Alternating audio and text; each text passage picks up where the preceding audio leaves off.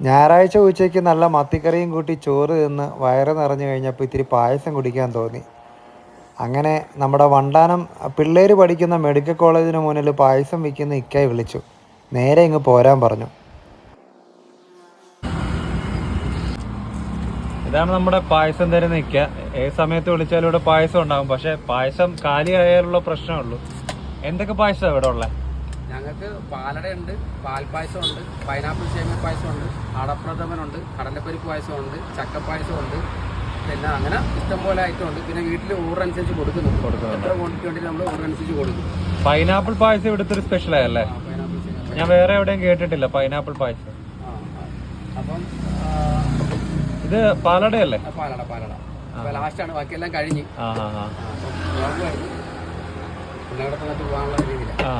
ഇച്ചിരി ക്വാണ്ടിറ്റി ഉണ്ടെങ്കിൽ home delivery ചെയ്യും അല്ലേ? ഹോം ഡെലിവറി ഉണ്ട്. സ്വിഗ്ഗി, സൊമാറ്റോ എല്ലാം ആഡ് ചെയ്യുവാണോ? സ്വിഗ്ഗിയിലൊക്കെ എനിക്ക് കിട്ടും അല്ലേ?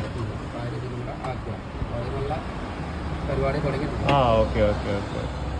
ഇത് രാവിലെ തന്നെ തുടങ്ങുമോ വീട്ടിൽ പായസം ഉണ്ടാക്കാൻ? വെളുപ്പിന് ഉണ്ടാക്കുക. ഇപ്പം 1, 2, 4 ടൈപ്പ് പായസം, 5 ഐറ്റം ഡെയിലി കാണും. 5 ഐറ്റം ഡെയിലി കാണും.